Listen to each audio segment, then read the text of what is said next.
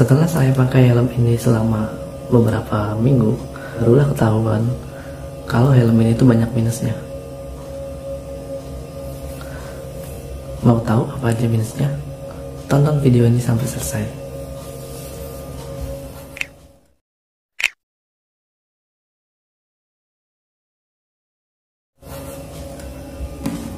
Oke, sebelum kita ngomongin minusnya, saya beritahu dulu apa saja sih yang positif dari helm ini. Yang pertama, untuk finishingnya, di finishing catnya ini bagus banget. Gak kalah sama pabrikan yang udah terkenal macam KYT atau ENK ataupun NHK. Yang kedua tentu saja desainnya. Jujur sih saya beli helm ini cuma tertarik sama desainnya. Untuk desainnya dia benar-benar cakep ya. Di sini bagian depannya dia kayak AGV K3SP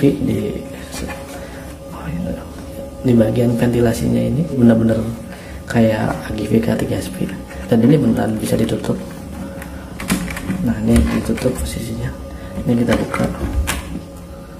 Untuk bagian belakangnya dia mirip banget Zowie X14 sih, Zowie X14. Ada spoilernya juga nih. Untuk visornya dia tuh semi flat ya, dia belum flat tapi ini semi flat, udah hampir flat ya. Nah, untuk mekanisme double visornya dia tuh mirip banget sama K3SP.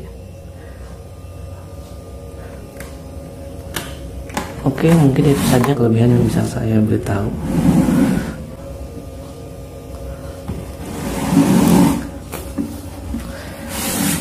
Oke, sekarang kita bakal ngomongin minusnya. Yang pertama untuk finishingnya juga, finishing batoknya ini, dia tuh ada bagian yang kurang rapi gitu. Untuk bagian keseluruhannya sih rapi, cuma di bagian sambungan spoilernya aja ya. Nah di sini nih, nah di bagian sambungan spoilernya ini dia kurang rapi. Kanan kiri sama dia kurang rapi. Tuh dia kurang rapi di bagian ini sambungan spoilernya. Cuma ini aja, yang lainnya oke. Bahkan plastik ininya ini rapi banget. Visornya juga rapi.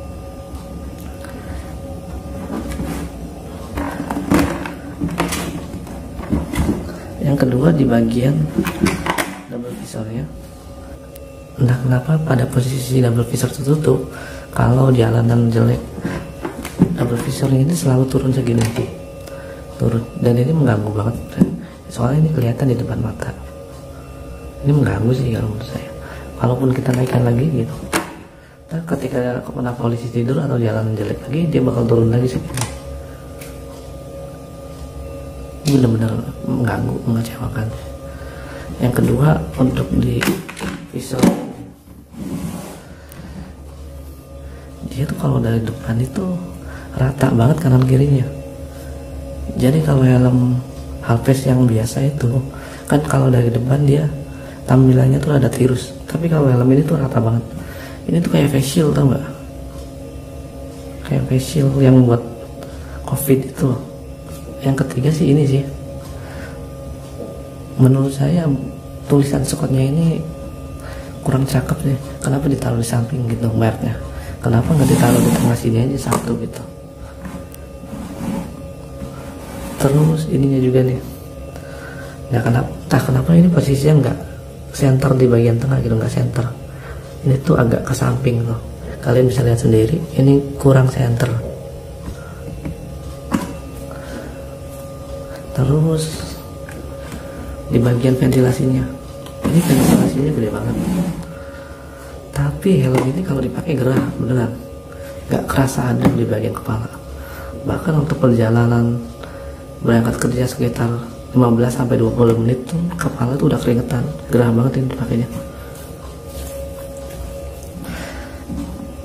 Terus helm ini kalau dipakai gantung, jadi kayak orang meluk gitu di kepala.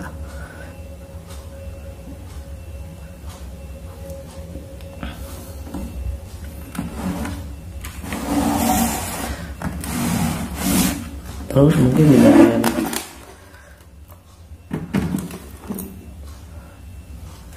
di bagian talinya ini tuh talinya tuh aduh tipis banget. Ini kayak kayak tas anak-anak yang harga 30 ribuan itu. Dan plastik ininya juga nih, plastik ininya tuh finishingnya nggak rapi.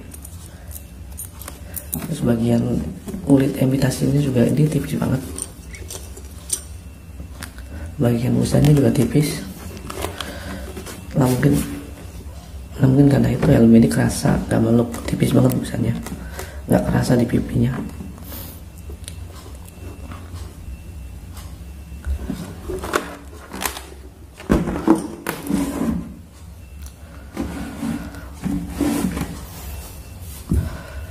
Dengan harga 385.000 pada saat saya beli helm ini, menurut saya helm ini terlalu mahal. Pantas saja harganya turun sekarang jadi 315.000. Maksudnya dengan harga saat itu 385, lebih baik kalian nambah dikit dapat kayak Kyoto atau Ink Dynamic. Itu dipakainya jelas lebih enak. Kita nggak usah ragu lah untuk yang helm Ink atau kayak T. Sekarang dia ini sudah turun harganya di 315.000.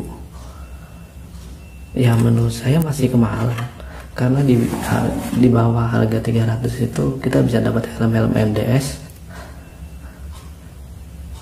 dan dipakainya lebih enak juga dari ini, walaupun secara tampilan ini lebih keren.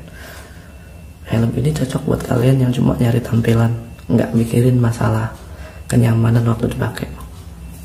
Oh ya, tambahan lagi tadi kelupaan, helm ini tuh kalau dipakai berisik banget. Jadi kita motor jalan 40 aja itu kayak ada suara siulan, apalagi kalau visornya dibuka, siulan itu 20 km aja suara siulannya itu udah ada.